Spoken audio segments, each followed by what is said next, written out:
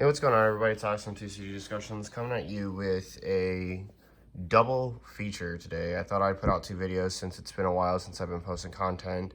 And I just wanted to give you guys my Dark King Mechikabura deck profile. I'm not going to explain a whole lot of the cards because if you notice anything about these cards, there's like paragraphs of text. I'll give brief overviews just so you can kind of get an idea. But thoughts on this deck. This is a slept on deck for sure. I think this deck is definitely a tier 1 deck. I am currently working out the list ratios for cards that I feel like are just game sealers, because this deck can just get to a point where really your opponent can't do anything about it.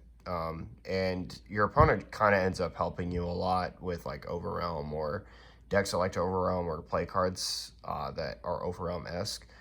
And you just end up destroying them with your win cons. So without further ado, let's get into it. So we have Mechikabura here. You can have only include up to 7 Dark Dragon Balls in your deck. When this card attacks, you add up to 2 Dragon Balls, which is really important from either your life or your deck. You always check your life first if you play this deck.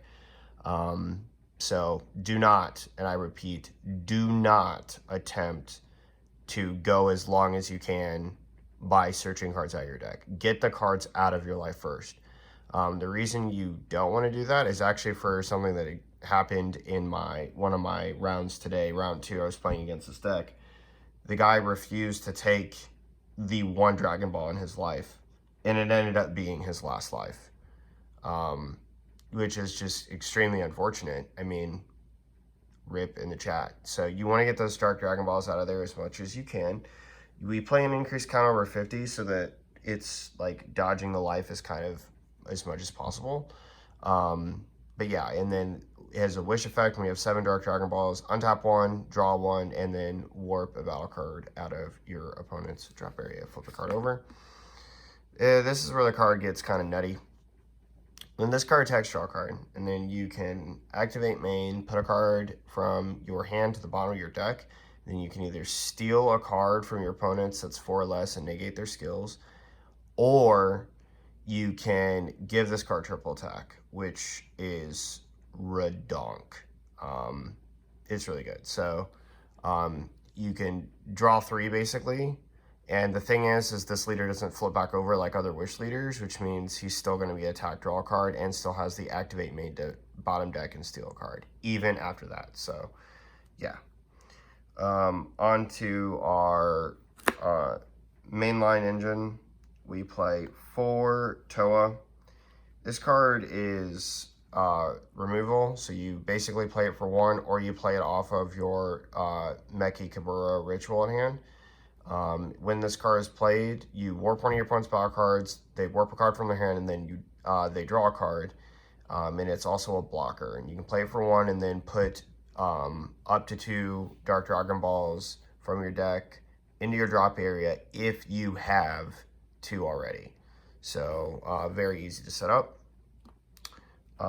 Next we play 4 Salsa Ritual in hand. Salsa is a really good card. Again, it has an effect that plays like the Toa. If you have 2 Dark Dragon Balls in there, you can play it. When this card is played, your opponent chooses 1 card from their hand and then sends it to the warp draw card. And then when this card attacks, your opponent chooses 1 card in their drop area, sends it to the warp, and then you draw a card. You will get that draw regardless if they don't have a battle card to send, which is really good. And then it can also dump to like the Toa can. Next, for our shrooms, we play 2 shrooms. This guy I decided to decrease to 2 after some playtesting, and I'll just show you the other guy that we play 2. We play 2 of the 1-drop Mechikabura. This guy is a cantrip, and then he has an activate main for 1 energy. You search the top 7 and play Shroom, Salsa, or the Toa basically. That's really cool. And and then on play, he draws you the card. So he just kind of becomes combo fodder after that, but you don't need to see a lot of this card. You just need to see it like 1 a game, so 2's like, okay. And these cards play themselves, so you're not like worried about like needing to try and top 7 play these. And this card has the same thing as the Toa and the Salsa. You can play it from your hand for 1 black, and then if you have 2 Dark Dragon Balls, you can send 2.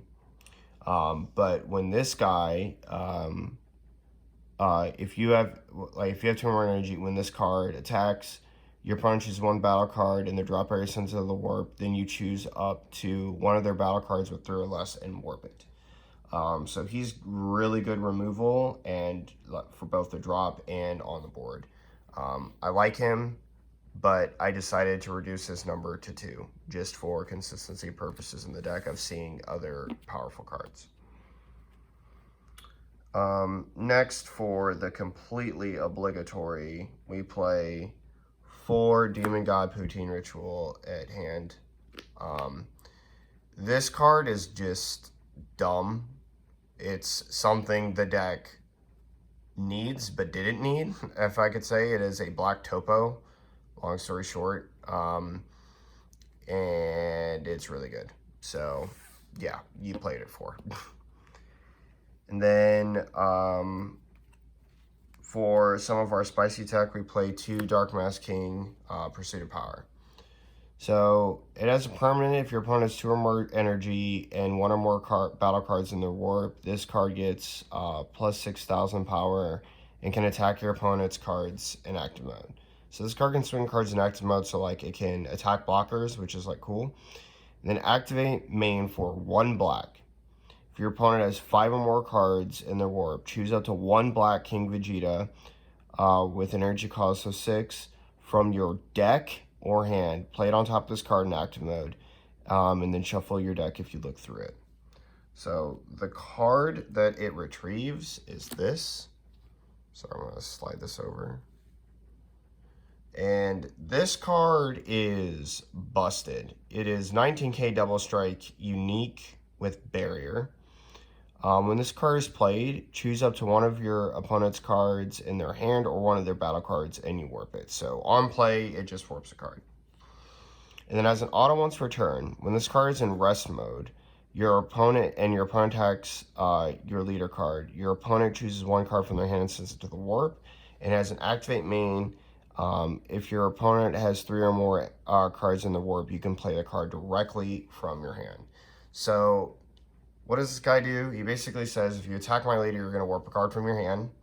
And then what makes him like really good is the tap 2 to play. So he's a 6-drop that comes down for 2. And then he just gets really annoying because you can't easily remove barrier. 19's odd. And then he basically forces a combo because he's 19. The double strike is really good against unisons. So basically for 2 energy, you get a card that can like really peg down a double strike. And then to make it even better, he basically is going to make it so that if you pressure the leader, like let's say you swing at leader and I've poutined, now you've lost a card and now you're going to, the next attack is going to make you warp 3, like 2 cards, you've lost 3 now just on this 1 attack. Another thing is that people try to pressure this card to get rid of it so they don't have to warp a card from their hand, and then you just end up protecting this thing and it costs them more cards. So really, really good card. Next, for kind of our Dark Mask King or King Vegeta cards, we play Dark Mask King, Deluge of Darkness. I play this card at 3. I played it at 1, wanted to see it at 2. Played it at 2, wanted to see it at 3. So what this guy does, he's one of our key finishers of the deck.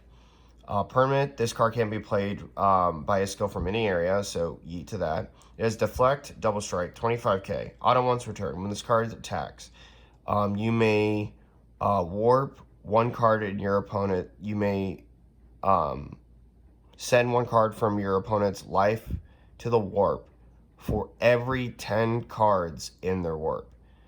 If you send a card from their life to the warp, you have to warp 1. So what does that mean? If you have, if you swing $25 strike, and they have 10 or more cards, they are going to warp a life, basically. So this card is automatically going to deal damage. If they're at 1 life, they are dead. They are going to have at least 10 cards. You warp so many cards, battle cards from their drop area. It's not funny. Now, let's say you warp, let's say they have 30 cards in their warp. They will take 3 damage and you will take 1, which is an extremely good trade-off. So the longer the game goes under your strategy, the more potent this card is. So technically, this card can swing for potentially 4 damage right away.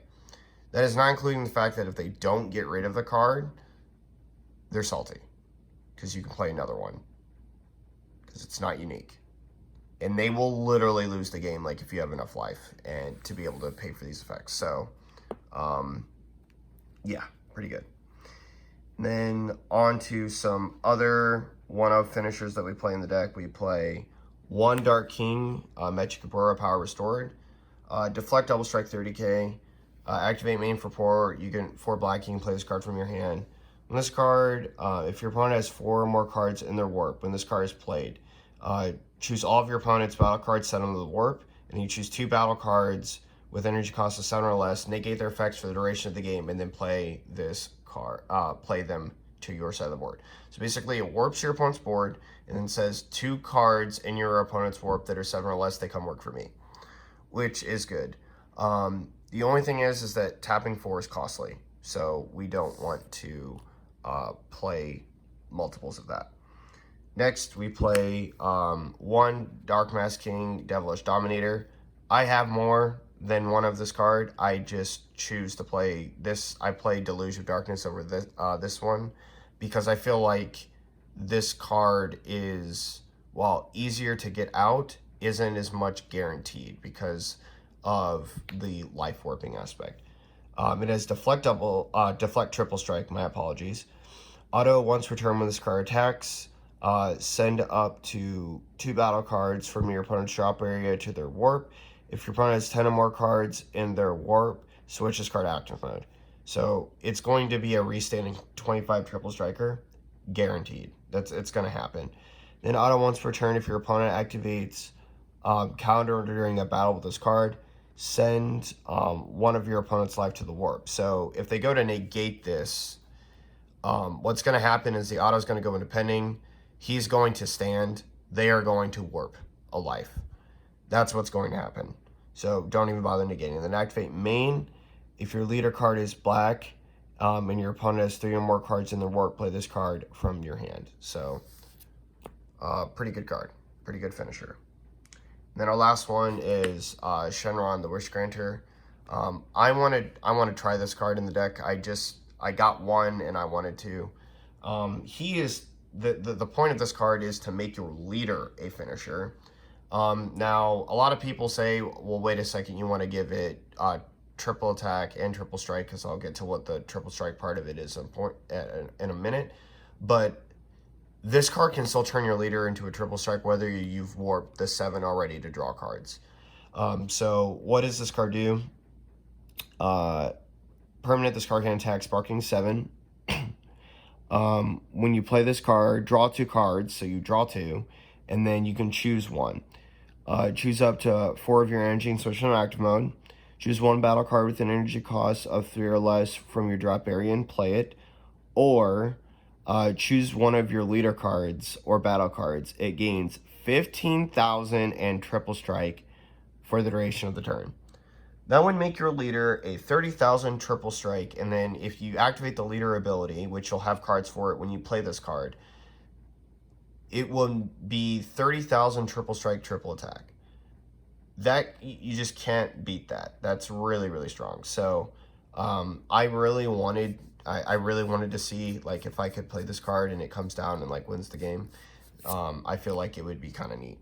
It could be an alt finisher too, instead of playing like if you're at 1 life and you can't play the Deluge of Darkness, you may be able to play this card down instead.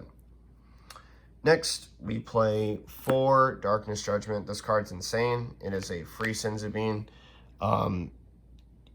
If your opponent has 3 more cards in their warp, you can activate this Activate Battle from your hand. This gives your leader permanent 5k, so it is like a Senzabine that is for free. And then it is also a counterattack. You can negate the attack. So really, really strong card. Then we play 2 Power Bursts. I like Power Burst in this deck just because it's a Sparking Negate that is live dang near immediately in your deck. I don't want to play it at 4 though because there's not a lot of 1-drops that you want to grab. So it's just there as like a free negate that's almost live immediately. 2 Mechikabura, the Broken Seals. I like this card in the deck. A lot of people don't. They like to play the like 1-drop Toa. That's fine. This card's better to me. The fact that you can name a card and just say that important piece in your deck is just now dead is really strong. So, and then his ability to get a, if you didn't know this, a lot of people don't know this, add 1 Dark Dragon Ball from your deck to your hand, then shuffle your deck. So it can also search. So like if you go turn 2, you can get more balls out of your deck, which is really nice. And then we play 2 Toa, Demon Realm Scientist. This card I'm going to have to pull up to the camera because it's got a huge bite attack. This card cannot attack if it has 2 or fewer markers on it. It has an auto once per turn. When one of your opponent's battle cards is removed from their battle area by a skill or KO'd, add a marker to this card. Notice that's also 20k, which is really strong for a Unison. And then activate main +0. Choose 1 card in your hand and discard it. Choose up to 1 of your opponent's battle cards with energy cost of 3 or less and send it to the warp, which is really cool. And then its -4 is just insane. Choose up to 1 of your opponent's battle cards and gain control of it, which is really, really good. Really, really good. And then for the rest of our battle card lineup, we play 3 Supreme Kai, Time, Labyrinth, Unleashed, negate, and then play this card. So it's a counterattack, and then permanent if you have 3 or more cards. If your opponent has 3 or more cards in their warp, reduce the energy cost in this hand in your hand by 2. Gosh, I can't talk. And then auto, if your leader card is black, when this card is played using counter skill, you can choose up to 1 of your opponent's battle cards and send it to its owner's warp. At the end of the turn, play the card, send to the warp by the skill to their owner's battle area with their skills negated for the turn. So that's a pretty good card. And then for our super combo of choice, I said we were done with battle cards, but you don't really play this card. We play the Toa. You have to play this one. You have to play this one. Do not play Vegeta because, again, there's a high chance you are not going to... There's games where you won't be at 4 life. You will win with more than 4 life. There's games where this card just gets online like that immediately, and so it's really good. So you want to play this one because of the Dragon Balls that you play that get to your drop area. And then for our Dragon Ball lineup, this is going to come as no surprise. You play 3 of the Zero and 4 of the Dark Empire Strikes Back 1. So this card is really good. Why is this card good? Because DMS can go jump in a lake. If your leader is black, so this card has two aspects to it. As an activate main, activate battle. Activate main if your leader card is black, demon, royal race. Your opponent chooses 1 of their battle cards with an energy cost of 1 and send it to the warp. Okay, so if they go to play DMS against you, you search this card off your leader's attack, and then you just play this card on your first turn, and like for 0 energy, and then just warp their DMS. So don't need to worry about that. And then as activate battle, you choose 1 of your cards that gets plus 5k. You will probably never play that. You only play it if you have to. This card though is really good. As an activate main, that if your leader card is black, Mechikabura, only card, and you choose 1 Dark Dragon Ball, 1 Black Demon Realm Race card, or 1 Black Demon God in your hand, and discard it, draw 2 cards, and then your opponent sends 1 battle card from their drop area to the warp. Now, this card, as you can see, is a 1-drop. And it will not be a 1-drop if your opponent is a Mechikabura leader with a Wish. It reduces it by 1, which is super powerful. It's something that I actually think is kind of broken, because this deck, honestly, getting this card, like, it actually just changes how good the deck is and can be. Like, the fact that you can basically pitch, like, for example, if Shroom's bad in your hand, you get rid of it, and then you draw 2 cards. If these 2 cards are in your hand, you get rid of one of them, fill up your drop area, set up your Toa, right? Set up your Salsa, set up whatever it is that you need to, and then you draw a card, draw 2 cards. And then also the fact that it's just a additional card that's going to continue to warp cards out of your opponent's drop area is kind of nutty, because it's like low-key value town. It's affecting like what your opponent has in their drop area, getting you cards, and just making it like a really, really hard day for your opponent to maintain a steady drop. Basically, like, think of like Vejex, for example. If they get cards in their drop area, this deck will feast on their drop area 4 days. And basically 3 or 4 of these, saying there are 3 battle cards out of your opponent's drop area, excuse me, on top of all the other battle card removal, it makes their overwhelm plays really wonky and very, very refined. Like, they can't just get all the cards out that they want. And then the last card that we play, because we're in the business of stealing cards, is Heroine's Lineage. Now, your opponent can play around this card. They're probably going to lose. Attempting to play around this card in Mechikabura is not possible. Why is it not possible? Because even if Vejex tries to play, or any deck that can play at 2 energy, even if they try to play around this card, that basically means that all of your defensive resources get like way more powerful. This deck is incredibly defensive, by the way. Like, it has its own bean. It has its own topo. It has a negate that warps another battle card on top of negating the attack and playing the card for a free combo cost. It has battle board removal like no other. Between Toa and Salsa, you can remove a ton of cards. It can steal cards with the leader. It can steal cards with this. It can just warp your opponent's entire board depending on which in-game card you get. Like, if you get the 8-drop guy, it can just do a lot. And if your opponent is trying to play around this specific card by staying at 2 energy, they are going to have a very bad day. I can just promise you that. Like, this leader, this leader is so good that it does not need its triple attack to finish you. It can just use its triple attack to draw 3 cards and pressure a unison to death. It can it can just, and then what's it still got? It still has a draw and then can steal a card for less. So yeah, like, it's this card in this deck is kind of nutty, and it's honestly one of my favorite cards, because the theme of Mechikabura is come work for me, and this card is one of the ultimate cards that says come work for me. So at the beginning of the video, I said I wasn't going to explain a bunch of cards, but I ended up explaining a bunch of cards, so I apologize for that. But I think this deck is really, really strong. A lot of people sleep on this deck. I swear they do.